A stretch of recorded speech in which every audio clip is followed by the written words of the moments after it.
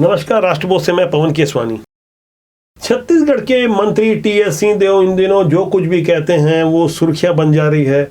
Media का एक वर्ग उन्हें तराशता रहता है और कोशिश करता है कि टीएस सिंहदेव कैमरे के सामने ऐसा कुछ बोलें जो चर्चा में बन जाए, लेकिन अब ऐसा इंतजार भी नहीं करना पड़ता। टीएस सिंहदेव ने आरएसएस की जो तारीफ की उसके बाद उनकी अब सफाई भी आई है। उन्होंने साफ तौर पर कहा है कि मैंने तो तारीफ की ही नहीं थी। क्या कहा टीएस सिंहदेव ने, इसे आप सुनिए। उसके बाद मैं कुछ और बड़ी बातों पर आ रहा हूं जिससे छत्तीसगढ़ की राजनीतिक सेहत में सीधे तौर पर फर्क पड़ता नजर आ रहा है। मैंने तारीफ नहीं की। मैं इस चीज़ को हमेशा बोलता हूं। मैं मान लीजिए खिलाड़ी हूं, मेरे को क्रिकेट पसंद है, मैंने काफ़ी क्रिकेट खेला भी। तो जब क्रिकेट के मैच खेलने के लिए मैं मैदान में उतरता था तो मैं सामने वाली टीम को कमज़ोर कभी नहीं मानता था। मैं भी कमज़ोर हो सकता हूं, तो अपनी समीक्षा करिए। सामने वाला कमज़ोर हो सकता है तो उसको ये सोच के मत खेलिए कि वो तो कमज़ोर है, हम जीत ही जाएंगे। तो भाजपा को, क्योंकि वो प्रतिद्वंदी दल है कांग्रेस का, मैं कांग्रेस में रहा हूं, तो मैंने कभी भाजपा को कमतर नहीं आंका है और उनकी उपस्थिति भी है। मंत्री टीएस सिंहदेव बीते 1.25 साल में मीडिया के लिए सुर्खियां बना रहे हैं। दरअसल वो विवाद 2.5 साल वाला था जिसे सबको मालूम है कि इसकी परिणति क्या हुई। वहां हताशा में दिखे टीएस सिंहदेव कई बार ऐसी बातें कह जा रहे हैं जिससे पार्टी स्वाभाविक रूप से असहज हो जा रही है। अभी जो उन्होंने सफाई दी है वहां आपने गौर किया होगा, उन्होंने एक शब्द कहा कि मैं भी कांग्रेस में रहा हूं। इस शब्द के क्या मायने हैं, इसे आप एक बार गौर करें। उसके बाद आप टीएस सिंहदेव के वो बयान को भी सुनिए जहां उन्होंने साफ तौर पर आरएसएस की प्रशंसा की थी। भाजपा को, क्योंकि वो प्रतिद्वंदी दल है कांग्रेस का, मैं कांग्रेस में रहा हूं, तो मैंने कभी भाजपा को कमतर नहीं आंका है। भाजपा की एक मजबूती है, उनकी अपने आप एक मजबूती है, उनके संगठन की मजबूती है और कभी उनको नज़रअंदाज नहीं करना चाहिए। मैं पिछले 45-50 साल से राजनीति को दूर से पास से देख रहा हूँ। तो आरएसएस के होने के कारण भाजपा को कभी भी कम नहीं आंकना चाहिए। अकेले भाजपा शायद उतनी शक्तिशाली ना हो, लेकिन आरएसएस प्लस भाजपा, इनको कम कभी नहीं आंकना चाहिए।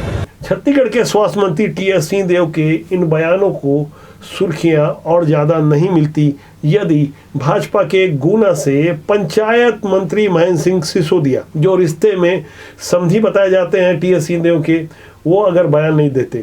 उन्होंने टीएस सिंहदेव की कद्र करते हुए उन्हें भाजपा में आने का न्योता दिया। हालांकि उन्होंने अपने इस ऑफर को व्यक्तिगत बताया, लेकिन राजनीति के जानकार एक जिम्मेदार मंत्री की ओर से दूसरे जिम्मेदार मंत्री के लिए कहे गए ऐसे बयान को भला व्यक्तिगत कैसे मान सकते हैं। देखिए, माननीय टीएस सिंहदेव साहब जो भी बात बोलते हैं वो सच बोलते हैं। उनका नेचर इस तरीके का है और एक बहुत ही पॉपुलर नेता है कांग्रेस पार्टी की छत्तीसगढ़ में। उन्होंने जो भी बात भारतीय जनता पार्टी और संघ के बारे में बोली है वो गलत तो हो ही नहीं सकती है, क्योंकि भारतीय जनता पार्टी का संगठन पूरे देश में बहुत जबरदस्त संगठन है।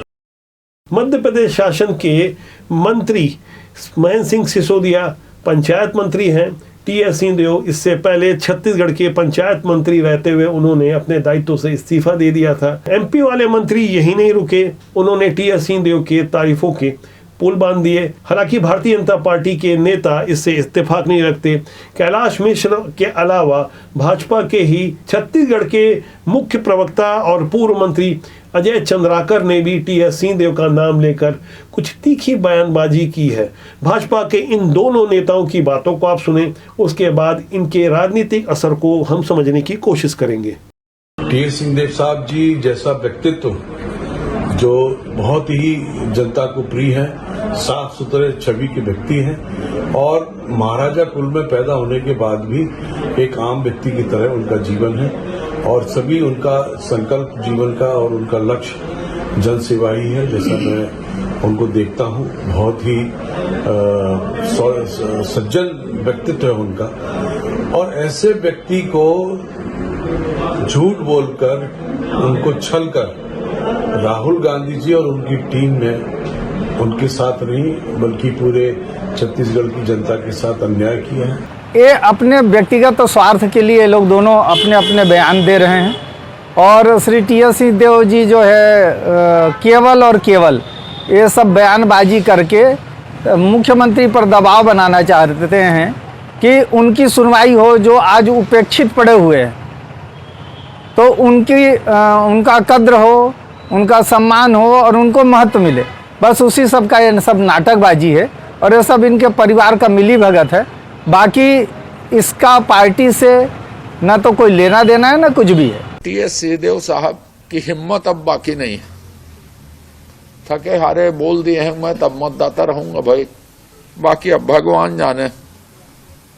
तो भगवान के ऊपर जिस आदमी की मानसिकता चली गई उसके बारे में मैं नहीं बोलता ज्यादा।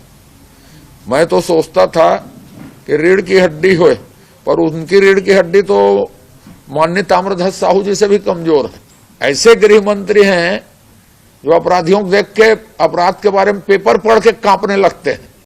ऐसी राजनीतिक बयानबाजियों को जनता खूब समझ रही है।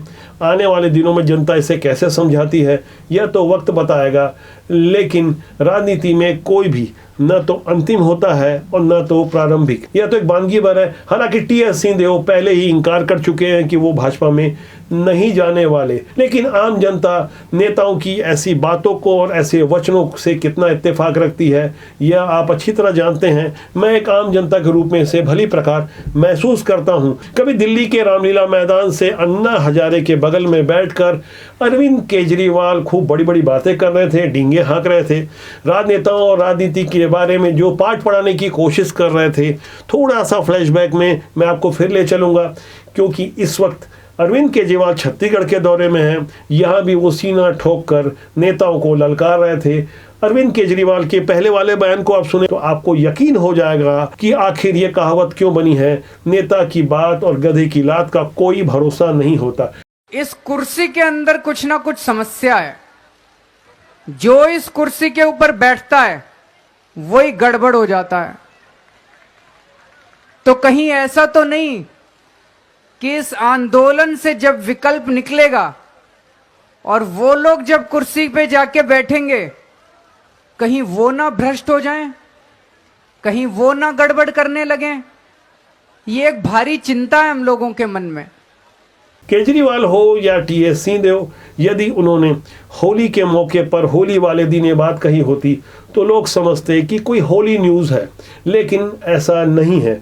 होली से पहले सोच समझ कर दिए गए इस बयान के कितने गूढ़ अर्थ हैं, इस पर आपकी क्या राय है कमेंट सेक्शन में जाकर जरूर लिखिएगा।